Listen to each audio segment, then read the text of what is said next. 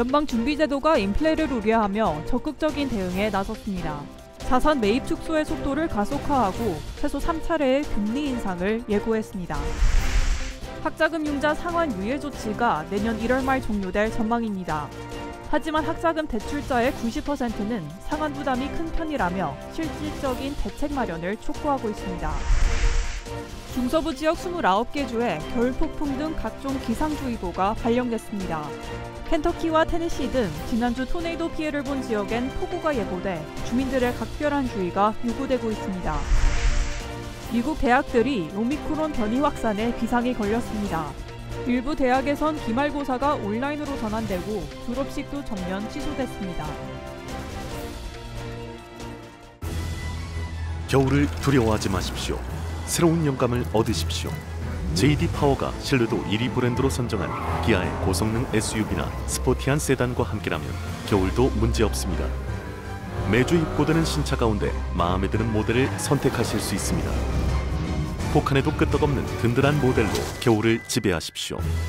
일부 모델은 최장 60개월까지 연이율 1.9%로 장만하실 수 있습니다.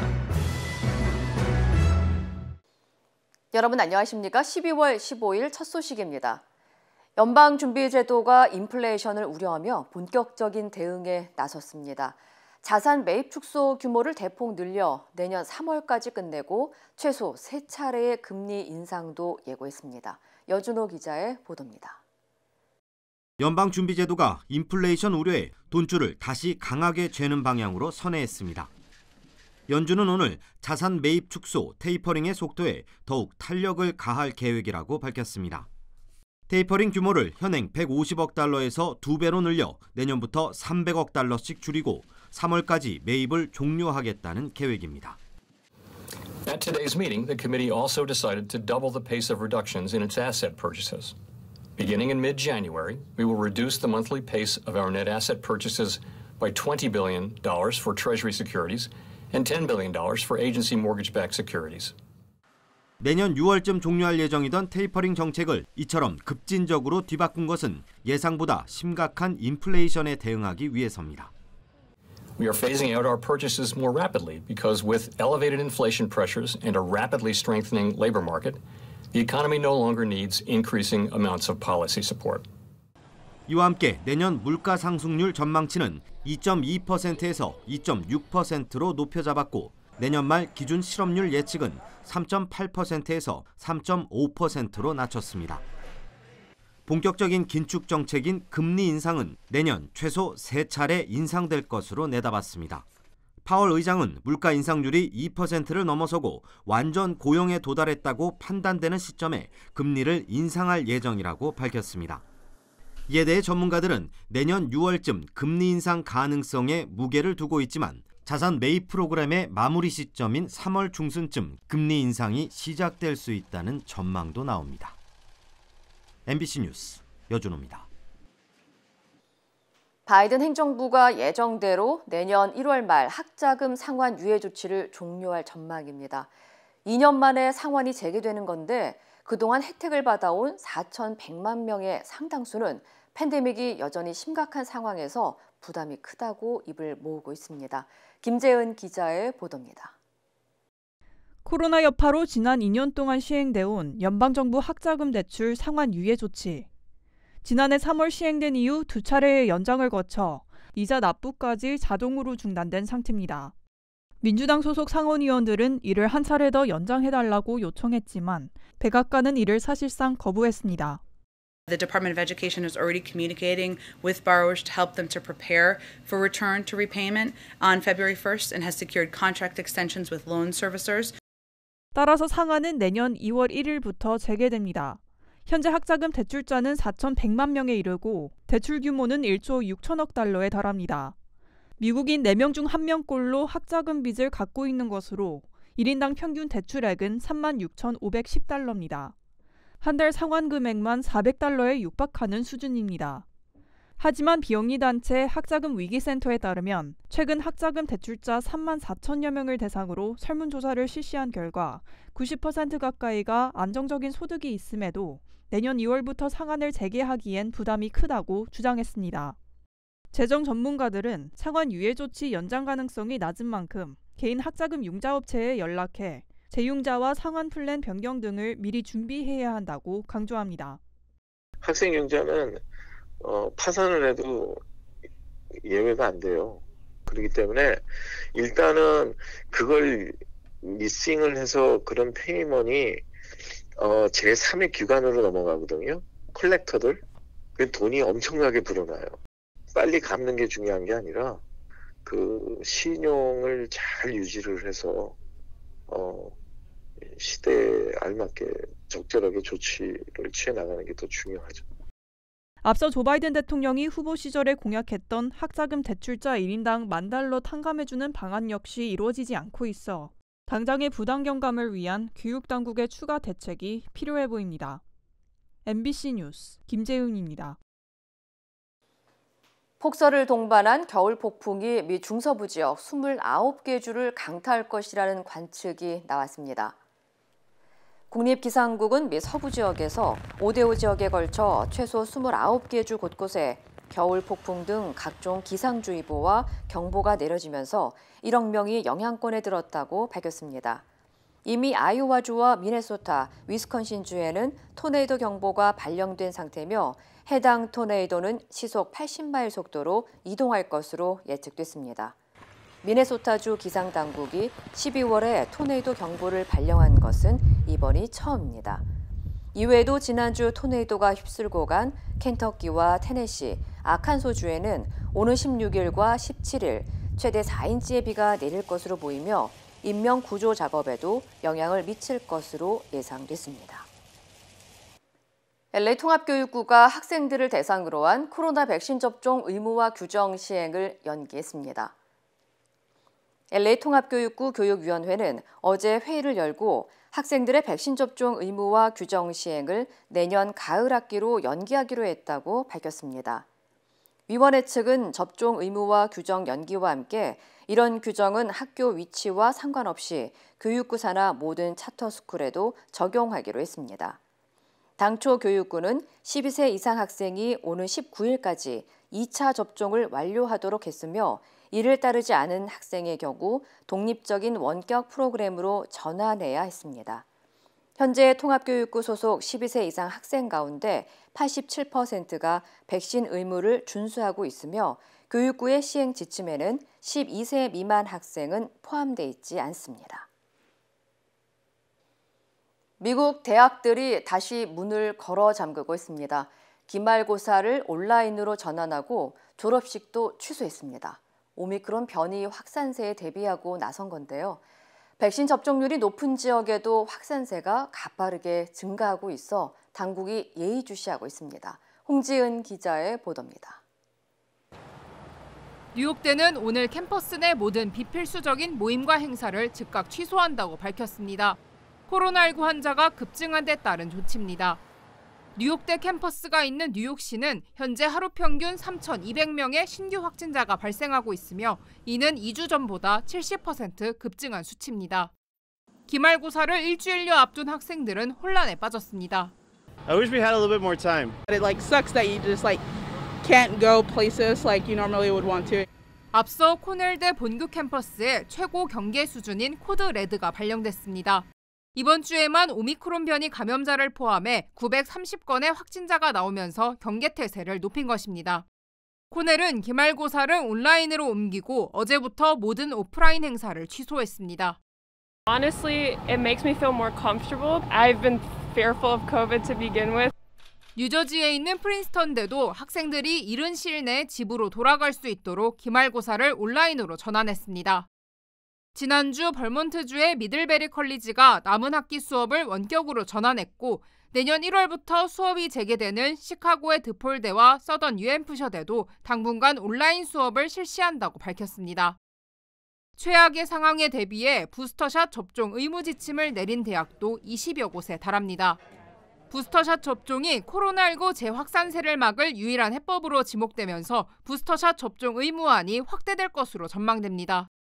MBC 뉴스 홍지은입니다. 시중에 판매 중인 햄과 페퍼로니에서 리스테리아균이 검출돼 수백만 파운드가 리콜 조치됐습니다.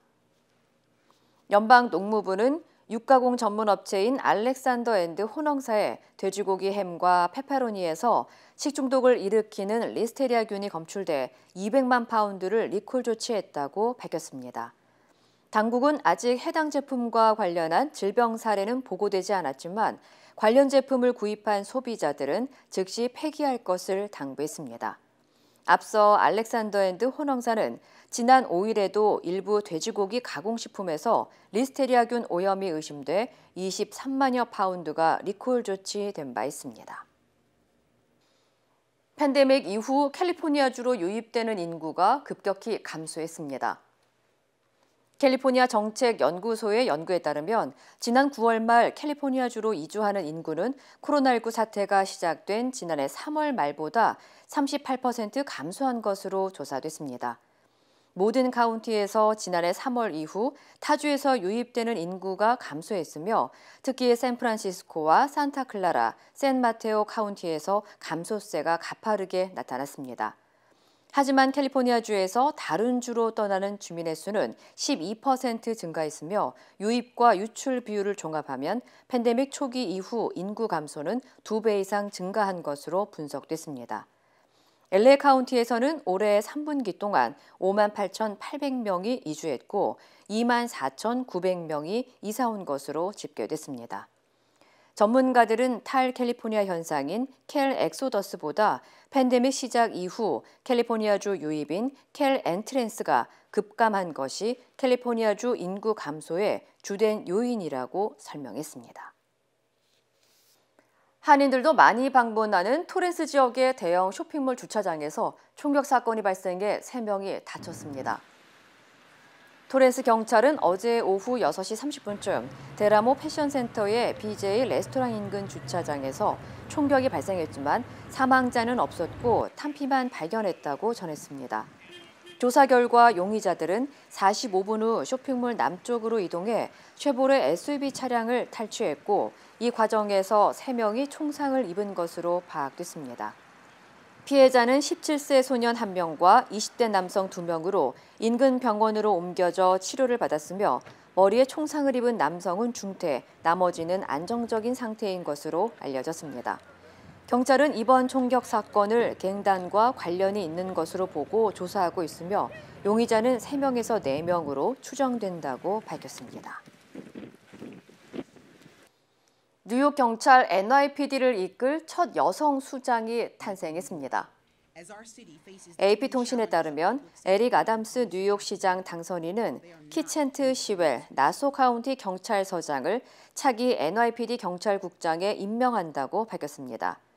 NYPD 국장으로 여성이 임명된 것은 1845년 설립된 이후 176년 만에 처음이며 흑인으로서는 역대 3번째입니다.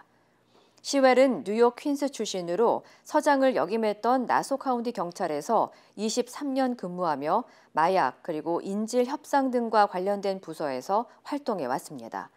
시웰 신임 국장은 지난달 선거에서 승리한 애덤스 시장 당선인과 함께 내년 1월 1일 임기를 시작할 예정입니다. 퍼스빅 시티뱅크 PCB가 온라인 금융거래 서비스인 젤 서비스를 시작했습니다. PCB는 날로 진화하는 온라인 모바일 뱅킹 시대에 맞춰 편리한 금융거래 형태인 젤 서비스를 시작했다고 밝혔습니다. 젤은 서비스에 가입한 사용자 간의 이메일 주소나 핸드폰 번호만으로 송금이나 입금이 가능한 무료 송금, 결제 서비스입니다. 젤 서비스는 PCB 온라인 뱅킹이나 모바일 뱅킹 앱을 통해 이용이 가능합니다. 미국에서 오미크론 변이가 36개 주로 확산하면서 전체 코로나19 사례의 3%를 차지하게 됐습니다. 로세 월렌스키 연방질병통제예방센터 CDC 국장은 오미크론은 적어도 36개 주에서 확인됐다면서 현재 미국 내 전체 3%를 차지하는 것으로 추정된다고 밝혔습니다. We expect to see the proportion of Omicron cases here in the United States continue to grow in the coming weeks. Early data suggests that Omicron is more transmissible than Delta, with a doubling time of about 2 days. 월렌스키 국장은 당국이 2차 접종자의 돌파 감염 사례에 예의주시하고 있고 부스터샷 접종자들은 감염률이 10배 떨어진 것으로 보인다고 전했습니다. CDC는 다음 달 델타 강세가 지속되고 겨울철 독감 환자가 가장 많은 시기에 오미크론 변이의 확산이 일어날 수 있다고 경고했습니다. 오미크론의 확산세가 전 세계적으로 본격화하고 있습니다. 영국에서는 거의 1년 만에 하루 신규 확진자 수가 역대 최다치를 기록했고 미국에서도 대확산의 우려가 커지고 있습니다. 김재경 기자입니다. 영국의 코로나19 하루 신규 확진자 수가 7만 8,610명을 기록했습니다. 역대 최고치였던 올해 1월 8일 6만 8,053명을 1만 명 이상 훌쩍 뛰어넘는 수치로 하루 전보단 2만 명 가까이 급증했습니다. 영국 보건안전청 제니 해리스 청장은 현지 시간 15일 영국 의회에 출석해 향후 확진자 수는 상당히 충격적일 거라며 오미크론 변이로 인해 본격적으로 코로나19 재확산세가 시작됐음을 알렸습니다. 영국 의료 전문가들 역시 곧 오미크론이 델타 변이를 뛰어넘는 우세종이 될 것으로 예상하고 있습니다. This is a really serious threat at the moment. It is moving at an absolutely phenomenal pace. 미국에서도 오미크론의 대유행이 곧 본격화될 거란 예상이 나왔습니다. 워싱턴 포스트 보도 등에 따르면 미국 질병통제예방센터는 최근 한 회의에서 곧 오미크론이 대유행할 거라며 그 시점을 내년 1월이나 늦어도 내년 봄으로 내다봤습니다. 특히 뉴욕과 뉴저지 등에선 오미크론 감염 비율이 13.1%에 달했다는 조사 결과까지 제시했습니다. In looking at early data on transmissibility of Omicron from other countries, we expect to see the proportion of Omicron cases here in the United States continue to grow in the coming weeks. 미국 질병센터는 그러면서 이런 속도로 오미크론이 번질 경우 이미 델타 변이에 시달렸던 많은 지역 의료 시스템에 더 큰 압박이 가해질 수 있다고 진단했습니다. MBC 뉴스 김재경입니다. 베이징 겨울 올림픽을 50여일 앞둔 중국에서도 오미크론 변이 확진자가 나오고 있습니다. 강도 높은 제로 코로나 정책에도 불구하고 델타 변이 확산세도 여전해 중국 방역 당국에 비상이 걸렸습니다. 베이징에서 이혜인 특파원입니다. 비행기에서 내리는 승객들까지 방호복으로 중무장을 하고 있습니다. 텐진에 이어 광저우에서 두 번째 오미크론 확진자가 나오면서 중국 방역 당국에 비상이 걸렸습니다. 目前病情稳定，检出新冠病毒为奥密克戎突变株。 광저우 확진자는 지난달 27일 캐나다에서 상하이에 도착했습니다. 2주 호텔 격리 기간 동안 받은 4차례 코로나 검사는 모두 음성. 하지만 광저우 집으로 돌아온 다음 날 오미크론 확진 판정을 받았습니다. 문제는 격리 해제 후 확진 판정을 받다 보니 밀접 접촉자가 800명이나 된다는 것. 아직 추가 확진자가 나오지는 않았지만 오미크론 확산 우려가 나옵니다. 저장성을 중심으로 한 델타 변이 확산세도 꺾이지 않고 있습니다. 최근 열흘 사이 확진자가 200명이 넘었습니다. 확산을 막기 위해 인력 이동 등 통제를 강화하면서 가동을 멈추는 공장도 줄을 잇고 있습니다. 并有多家位于浙江的上市公司公告相关子公司临时停工停产事宜。 베이징 겨울올림픽 개최지인 장자커우시와 광둥성, 허베이성 일부 지역은 한 달 이상 남은 내년 춘제 이동 금지령을 벌써 내렸습니다. 올림픽이 50여일 앞으로 다가온 만큼 미리 방역 고삐를 죄겠다는 겁니다. 올림픽 기간 방역 정책도 나왔는데 선수들은 2m 이상 거리 두기를 해야 하고 악수나 포옹 등 신체 접촉을 하면 안 됩니다. 외부 접촉이 금지된 폐쇄식 관리 속에서 매일 코로나 검사를 받아야 하는데 개막 2주 전까지 백신을 맞아야만 입국이 가능합니다. 베이징에서 MBC 뉴스 이혜인입니다. 겨울을 두려워하지 마십시오. 새로운 영감을 얻으십시오. JD 파워가 신뢰도 1위 브랜드로 선정한 기아의 고성능 SUV나 스포티한 세단과 함께라면 겨울도 문제없습니다. 매주 입고되는 신차 가운데 마음에 드는 모델을 선택하실 수 있습니다. 혹한에도 끄떡없는 든든한 모델로 겨울을 지배하십시오. 일부 모델은 최장 60개월까지 연이율 1.9%로 장만하실 수 있습니다. 세상의 모든 콜라겐과 비교하셔도 자신 있습니다. 라이필 더마 콜라겐, TV 홈쇼핑의 모든 콜라겐 제품 중에 가장 작은 사이즈의 173달톤. 피부세포와 동일 구조이기 때문에 단 4주 만에 확 달라진 결과를 확인할 수 있습니다. 라이필과 함께 하시면 예뻐지실 수 있습니다. 국민의힘 윤석열 후보의 배우자 김건희 씨의 최근 불거진 허위 경력 기재 의혹과 관련해 윤 후보는 시간 강사는 경력을 보고 뽑지 않는다며 격앙된 반응을 보였습니다. 국민의힘 역시 대통령 부인 뽑는 게 아니라고 방어에 나섰습니다. 하지만 윤 후보 측 해명에 대한 비난이 쇄도하자 김건희 씨는 일부 언론을 통해 사과했습니다. 이기주 기자의 보도입니다. 오전 당사로 출근하던 국민의힘 윤석열 후보는 김건희 씨 허위 경력 의혹과 관련된 질문에 격앙된 반응을 보였습니다. 시간 강사는 경력 자료를 보고 뽑는 게 아니라는 겁니다. 전민 교수라는 건 시간 강사예요. 그러고 무슨 채용 비리 이러는데 이런 자료 보고 뽑는 게 아닙니다. 그 현실을 좀 잘 보시라고. 즉각 시간 강사 폄훼라는 비판이 나왔습니다. 시간 강사는 교수가 아니기 때문에 대충 뽑기 때문에 허위 이력 정도는 아무 문제가 되지 않는다는 것입니다. 13만 명에 이르는 비전임 교원 전체를 폄훼하고 국민의힘은 일단 총력 방어에 나섰습니다. 김종인 총괄선대위원장은 김건희 씨의 경력을 검토해보겠다면서도 대통령 부인을 뽑는 선거는 아니라고 엄호했습니다. 대통령을 뽑는 거지 무슨 대통령 부인을 뽑는 거 아니잖아요. 부인에 대해서 이러고 저러고 나는 얘기한다는 건 내 상식으로는 잘 납득이 잘 안 돼. 하지만 민주당은 김건희 씨가 5개 대학에 18개의 허위 경력을 기재한 의혹을 제기하며 여당 후보의 배우자가 그랬으면 윤석열 후보는 당장 압수수색을 지시했을 것이라고 비난했습니다. 돋보이려고 수상을 도용하고 허위 이력으로 교수가 되는 것이 윤 후보의 상식입니까? 공정입니까? 논란이 확산되자 김건희 씨는 일부 언론을 통해 사실관계 여부를 떠나 국민께서 불편함과 피로감을 느낄 수 있어 사과드린다는 입장을 내놨습니다. 윤석열 후보는 여권의 기획공세지만 부인 김건희 씨의 사과는 적절했다고 거들었고 이에 대해 민주당은 잘못은 없지만 사과는 한다는 오만불손한 태도라고 평가절하했습니다. MBC 뉴스 이기주입니다. 한편 윤석열 후보는 한국노총 간담회에서 노동이사제 등의 찬성 입장을 밝혔습니다. 최저임금 발언에 대한 논란은 계속되고 있습니다. 김정인 기자입니다. 석 달 만에 한국노총을 방문한 국민의힘 윤석열 후보는 한국노총이 성장과 번영의 주역이었다고 치켜세웠습니다.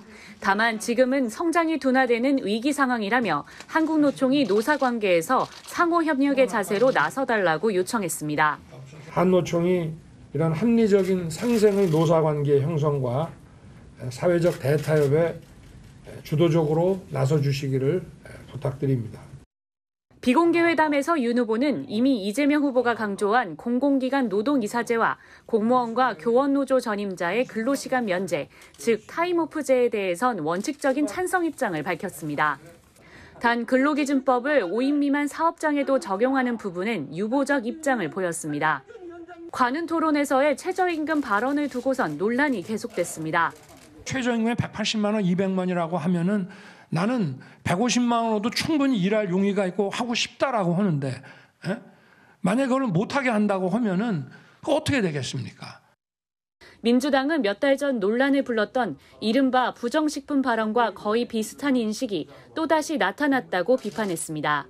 없는 사람은 부정식품이라도 먹게 해줘야 한다는 발언과 완벽한 데칼꼬마니입니다. 그야말로 최저임금 파괴 예고입니다. 이에 대해 윤 후보 측은 사회적 합의를 통해 진행됐던 최저임금 제도는 뒤로 돌릴 수 없다는 원론적 입장을 밝혔습니다. MBC 뉴스 김정인입니다. 더불어민주당 이재명 후보가 공공의료 현장을 찾아 방역 강화와 손실보상을 강조했습니다. 다만 추경 편성과 다주택자 양도세 완화 같은 정책은 여권 내부에서 갈등도 생기고 있습니다. 이학수 기자입니다. 이재명 후보는 코로나19 음성 판정을 받은 뒤 서울의 공공병원부터 찾아갔습니다. 의료 인력 확충과 처우 개선이 시급하다는 요구에 새 정부에선 다를 거라며 지원을 약속했습니다. 이 후보는 위중증 환자가 늘어나는 게 가장 큰 문제라며 방역 지침 강화를 미룰 수 없다는 입장을 재차 밝혔습니다. 또 방역 강화로 피해를 입을 소상공인 등에게 우선 지원부터 하고 정산은 나중에 하는 보상 방식이 필요하다며 추경의 필요성을 강조했습니다. 야당의 적극적인 주장도 있고 또 저의 입장도 지원을 늘려야 된다는 입장이기 때문에 정부에서도 적극적으로 추경 편성으로 화답해 주시기를 기대합니다. 민주당도 정부와의 긴급협의에서 손실보상법 시행령을 고쳐 인원 제한에 따른 손실도 보상하기로 의견을 모았고 감염병 대응기금을 포함한 100조 원 규모의 재정 대책도 논의했습니다. 다만 추경 편성에 대해선 정부가 난색을 표한 것으로 알려졌습니다. 이 후보가 정책 행보를 주도하고 나서면서 당내 갈등도 불거지기 시작한 가운데 다주택자 양도세 중과 유예 방침을 두고는 또 한 차례 공개 비판이 나왔습니다. 예민하고 중요한 정책을 흔들어 놓을 정도로 하는 건 매우 바람직하지 않습니다. 시장에 엄청난 혼란과 또 출렁이게 만들 수 있는 요인을 제공하는 거거든요. 앞서 이철희 청와대 정무수석도 여당 지도부와 면담에서 양도세 중과 유예에 대한 정부의 반대 입장을 재확인한 것으로 알려졌습니다. 이 후보는 이 같은 움직임에 대해 다음에 말씀드리겠다며 일단 즉답을 피했는데 민주당은 다음 주 초중반 의원총회를 열고 논의를 시작할 계획입니다. MBC 뉴스 이학수입니다. 제주에서는 어제까지 15번의 여진이 이어졌습니다. 역대급 지진을 겪은 시민들은 불안해하고 있습니다. 박혜진 기자입니다. 그제 지진이 발생한 시각, 제주시의 한 건물에 있던 직원들이 계단을 뛰어내려와 밖으로 대피합니다. 상황을 알리려는 듯 저마다 휴대전화를 귀에 대고 통화를 하면서 뛰어나가고 일부는 안에 남은 직원들을 데려오기 위해 다시 뛰어들어갑니다. 지진이 이렇게 크게 느껴본 적은 처음이라서 저도 빨리 직원들한테 빨리 알려서 빨리 대피시킬 심정밖에 없었습니다. 진앙에서 상대적으로 떨어져 있던 제주시 한림읍 보건소에서도 직원들이 건물 밖으로 빠져나왔고 더 멀리 떨어져 있던 제주도 교육청 등에서도 서둘러 대피했습니다. 건물이 흔들리다 보니까 이제 지진이다 하고 다 내려간 거죠. 이제 건물 밖으로 나가라고 그렇게 안내 문자가 와가지고 바로 뛰어나갔어요.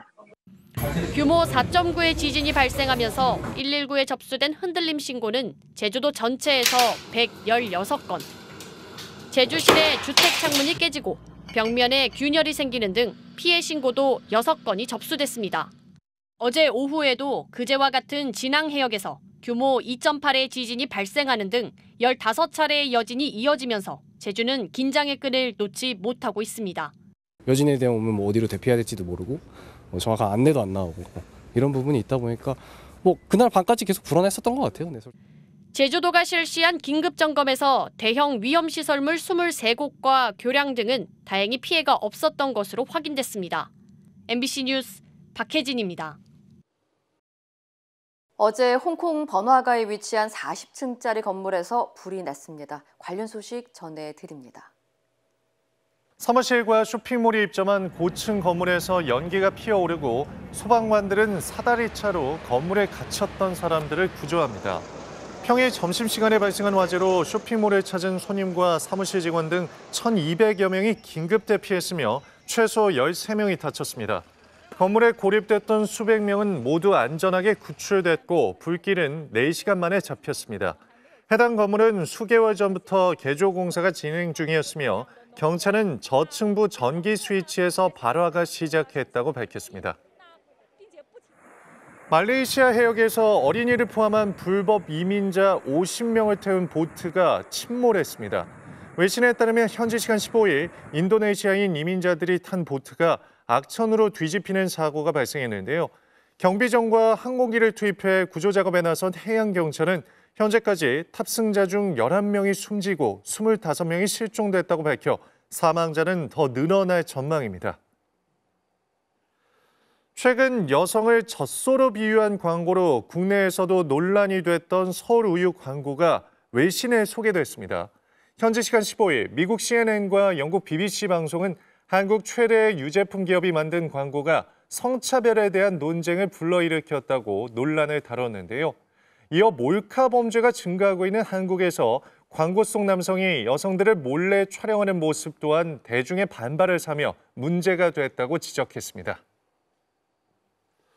일론 머스크가 설립한 전기차 업체 테슬라와 우주 탐사 기업 스페이스X에서 성희롱과 성추행이 만연했다는 직원들의 폭로가 잇따르고 있습니다. 워싱턴 포스트는 최근 테슬라의 전현직 여직원 6명이 손해배상 소송을 제기했다고 보도했는데요. 이들은 소장에서 직원들로부터 음담패설이나 신체적 접촉 등을 당했지만 회사가 이를 방치했다고 폭로했습니다. 스페이스X의 일부 직원들도 비슷한 피해 사실을 알려 논란이 일자 관계자는 해당 사안을 조사해 적절한 조치를 취하겠다고 밝혔습니다. 이 시각 세계였습니다.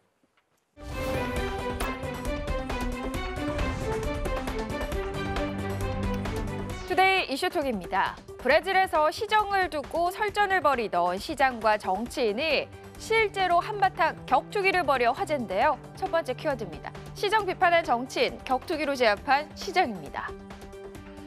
관중들의 환호 속에 링 위에서 격렬하게 펀치를 주고받는 두 사람. 놀랍게도요, 이들은 선수가 아니라 정치인들입니다. 브라질 아마조네스주의 한 시장이 자신을 비판한 정치인에게 제대로 싸워보자며 격투기 대결을 펼친 건데요.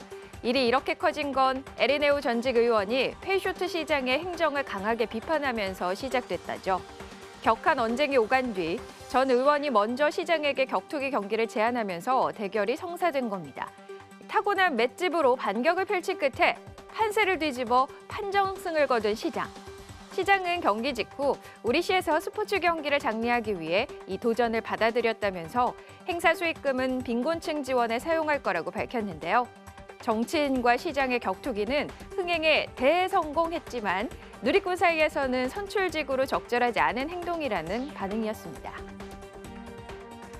제주도 지진 직전에 참돔이 대량으로 잡힌 사실을 두고 누리꾼 사이에 관심이 쏠렸는데요. 두 번째 키워드입니다. 참돔은 지진을 알았나? 이례적 2만 마리 포획입니다. 지난 14일 지진이 발생하기 전 제주 해역에서 동시에 잡힌 참돔 2만여 마리의 모습입니다. 부산 공동어시장에 따르면 그제 새벽 부산 서구 어시장에서 하루 전날인 13일 제주 해역에서 잡힌 참돔 2만 5천 마리가 경매돼 1억 5천만 원에 팔렸다는데요. 참돔이 대량으로 잡혀 위판된 건 상당히 이례적이라고 합니다. 실제 부산 공동어시장의 하루 참돔 위판량은 평균 1,000마리 안팎으로 월 평균 3만 마리 정도 거래가 이루어지기 때문인데요. 이런 참돔 대량 포획을 두고 누리꾼 사이에서는 지진 전조 현상이 아니었냐는 주장이 나오고 있습니다. 지진을 미리 감지한 어류가 이상 행동을 보였다는 건데요. 하지만 전문가들은 어류가 피난하는 경우는 없다며 과학적인 근거가 부족한 속설이라는 입장입니다. 지구의 최남단, 세계에서 가장 추운 빙하에서 극적으로 구조된 남성의 사연이 전해졌습니다. 세 번째 키워드입니다. 빙하에서 24시간 생존, SNS에 올려 극적 구조입니다. 들것에 실린 남성이 구조대원들의 손에 옮겨지는데요. 군복무를 마치고 홀로 남미를 여행하던 중이던 이스라엘 출신의 에이탄 샤케드입니다. 지난 8일 남극과 가장 가까운 곳 아르헨티나 티에라델푸에고주의 우수아이아에서 빙하지대 갈라진 틈에 빠져 고립된 후 하루 만에 구조된 건데요. 생사의 갈림길에서 여기서 죽겠구나 생각을 한 그는 어머니에게 도움을 청하고 친구들에게 작별 인사가 담긴 영상을 찍어 SNS에 올렸는데 현지 구조대원이 이를 확인하면서 목숨을 건진 겁니다. 구조 당시 남성은 골반과 한쪽 팔이 골절된 상태에서 심한 저체온증으로 위험한 상태였다는데요. 현지 소방관은 사고 당시 평소보다 밤이 춥지 않아 청년이 살 수 있었다며 운이 좋았다고 말했습니다. 아프가니스탄 카불로 여행을 갔다가 철없는 행동으로 문매를 맞았던 영국 대학생이 이번에 또 위험한 나라를 방문해 논란입니다. 네 번째 키워드입니다. 카불 여행 욕먹고도 이번엔 남수단행입니다. 양손 가득 돈다발을 들고 행복한 표정으로 셀카를 찍은 청년. 누군지 기억하실까요? 지난 8월 무개념 행동으로 문매를 맞았던 영국의 대학생 마이스 로틀리지인데요. 가장 위험한 국가를 여행하겠다며 아프가니스탄을 찾았다가 탈레반이 카불을 점령하면서 고립됐고 심지어 수송기를 탄 난민들 사이에서 찍은 셀카 영상을 자신의 SNS에 올려 국제적인 비난을 샀는데요. 그날의 교훈을 잊은 건지 최근 여행 금지 국가인 남수단에 왔다며 자신의 트위터에 또 근황을 알린 겁니다. 영국 외교당국은 지난 2011년 독립한 이후 내전과 또 각종 폭력 사태로 시달리고 있는 남수단의 여행 금지를 권고한 상태인데요. 그럼에도 마일스는 일간지 타임스와의 인터뷰에서 수단이 혼란스럽다는 말을 듣고 직접 경험하기 위해 수단을 방문하고 싶었다는 발언을 했다고 현지 매체 데일리메일은 전했습니다. 얼음 호수에 갇힌 작은 사슴을 위해서 몸을 던진 소방관이 있습니다. 5번째 키워드입니다. 움직이지 마, 얼음 호수에 갇힌 사슴입니다. 미국 뉴멕시코주의 한 얼음 호수 위를 조심스레 기어가는 남성. 바로 살얼음 호수 위에 고립된 이 사슴 때문인데요. 얼음판에서 미끄러져 움직이지 못하는 사슴을 발견하고 소방당국이 구조에 나선 겁니다. 다행히 사슴 곁에 무사히 도착해 사슴의 몸통에 밧줄을 연결해 해안에서 기다리던 소방관들이 육지로 끌어올렸다는데요. 덕분에 살얼음 호수에서 안전히 구조돼 야생으로 돌아간 사슴. 사람들의 도움이 없었다면 차가운 얼음물에 빠져 목숨을 잃었을지도 모를 일이네요. 투데이 이슈 톡이었습니다. 세상의 모든 콜라겐과 비교하셔도 자신 있습니다. 라이필 더마 콜라겐 TV 홈쇼핑의 모든 콜라겐 제품 중에 가장 작은 사이즈의 173달톤. 피부세포와 동일 구조이기 때문에 단 4주 만에 확 달라진 결과를 확인할 수 있습니다. 라이필과 함께 하시면 예뻐지실 수 있습니다.